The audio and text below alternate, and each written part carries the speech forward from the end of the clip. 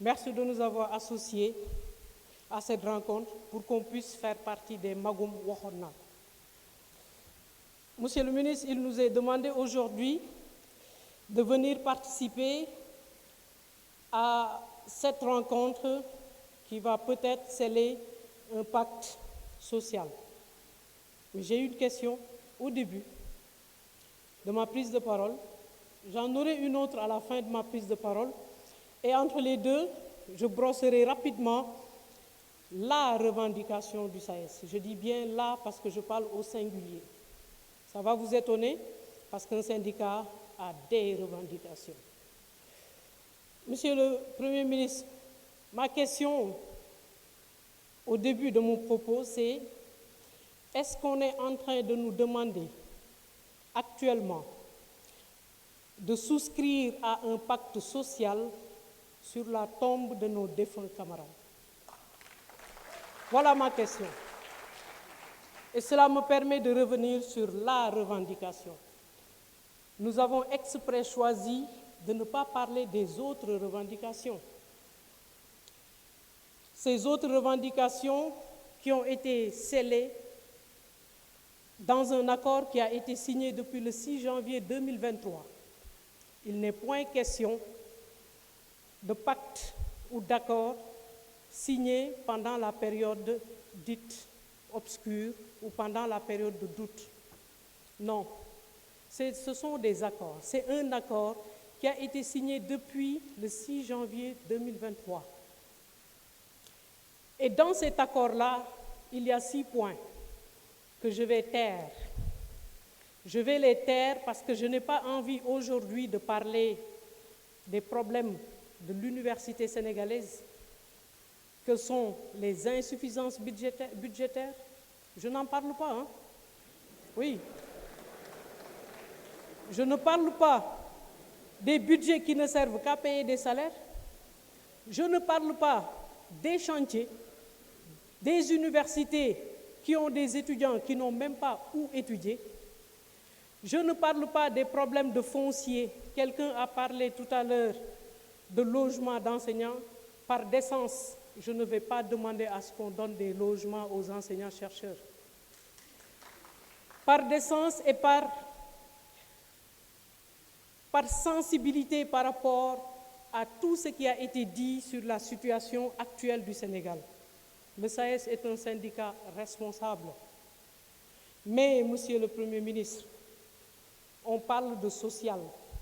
Le SAES est un partenaire social. Depuis 2020, j'ai envie de pleurer parce que je pense à ce que nous avons vu. Je pense aux souffrances que les veufs et les veuves de nos camarades défunts sont en train de souffrir. Monsieur le Premier ministre, imaginez quelqu'un qui gagne 1 000 francs par mois, qui fait vivre sa famille avec 1 000 francs par mois, qui cotise avec ses 1 000 francs par mois. Et un jour, il décède. Il aurait espéré que ce qu'il aura cotisé avant sa mort puisse revenir à sa famille et qu'on dise à cette famille, vous aviez l'habitude de vivre avec 1 000 francs par mois, désormais, vous allez vivre avec 1,3 francs CFA. C'est ce qui se passe actuellement, Monsieur le ministre. Les veufs et les veuves des enseignants-chercheurs sont aujourd'hui réduits à une situation d'extrême pauvreté. Nous avons vu ça et nous avons du mal à les voir comme ça. Et pourtant, leurs défunts ont cotisé, Monsieur le Premier ministre. Nous savons que vous ne savez pas. On vous a trompé. Je dis on vous a trompé parce que je suis poli. Parce que nous vous avons rencontré, Monsieur le ministre, dans votre bureau. On était le 13 décembre. Nous vous avons expliqué la situation.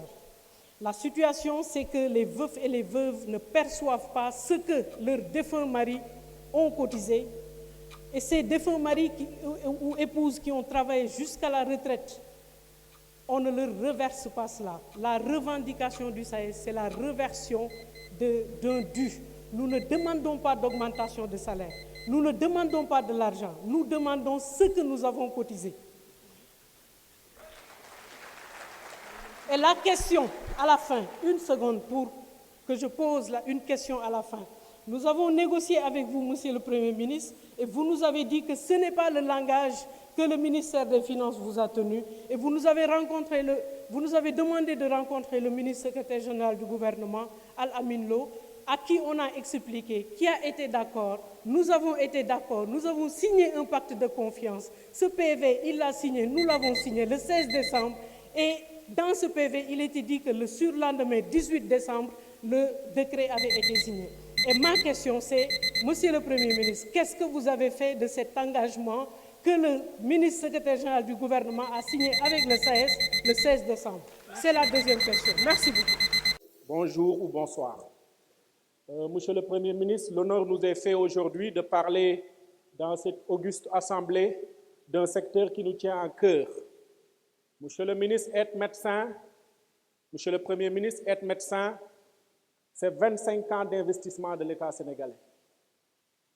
De la première classe CI, cours d'initiation, jusqu'à la spécialisation. L'État du Sénégal investit 25 années pour nous permettre d'être aujourd'hui gynécologue, d'être chirurgien, d'être ophtalmologue, j'en passe.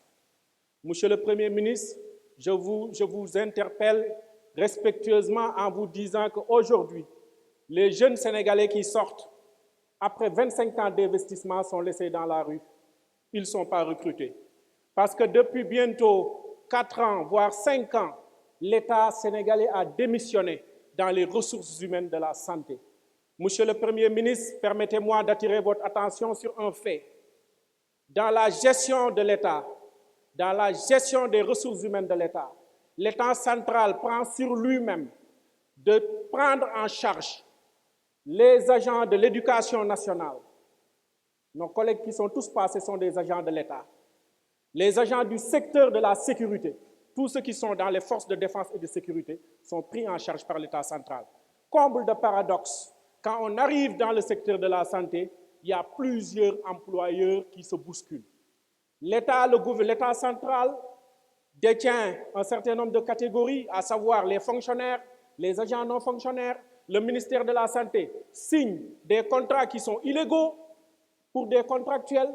Les structures de santé, à savoir les hôpitaux, les centres de santé, les équipes, les CDS, les comités de développement sanitaire, eux aussi sont obligés de contractualiser des cadres de la santé. Ce qui fait qu'au niveau de la santé, nous avons une disparité dans le traitement des agents. Et ça pose énormément de problèmes. Si aujourd'hui, Monsieur le Premier ministre, nous voulons offrir à ce Sénégal des soins de qualité, avec des ressources humaines formées, de qualité, mais aussi motivées, il faut que l'État puisse revenir sur ça.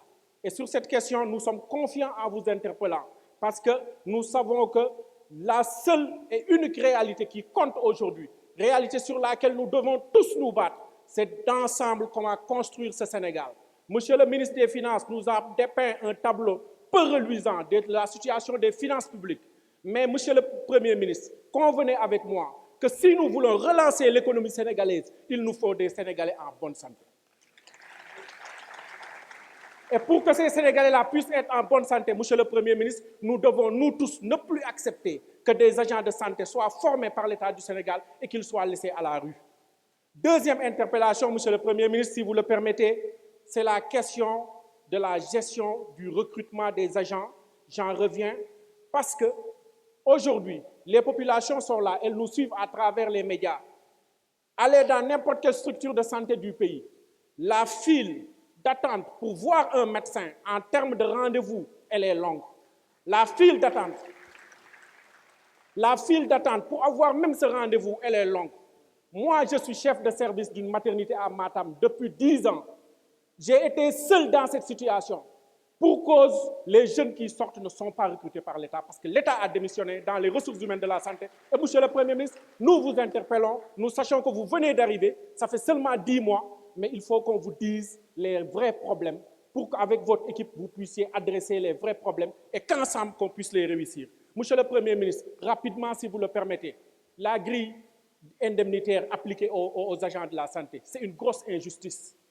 Avec un bac plus 12, il y a des agents de la hiérarchie B qui peuvent nous rémunérer à 3 reprises. Ça, c'est une injustice, monsieur le Premier ministre. Et nous pensons qu'en vous interpellant sur ces questions, vous saurez apporter du djoubal-djoubanti au niveau de cette grille indemnitaire qui nous est appliquée. Monsieur le Premier ministre, je ne reviendrai pas sur les conditions de travail. On le sait tous, on est tous des usagers ici du service public de santé. Je vois que mon temps est terminé. Je vous remercie, monsieur le Premier ministre, et je tiens à vous dire de manière formelle que si aujourd'hui nous sommes dans la rue, c'est parce que nous n'avons pas eu, avec nos interlocuteurs, un langage franc. Et c'est de ce dont nous avons besoin si nous voulons ensemble relever ce pays. Je vous remercie.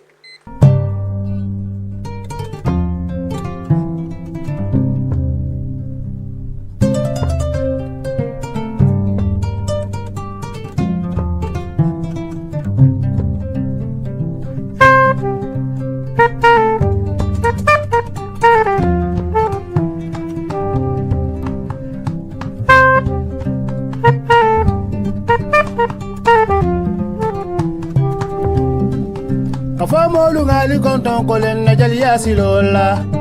Iye kamben kavo dumunya boledi.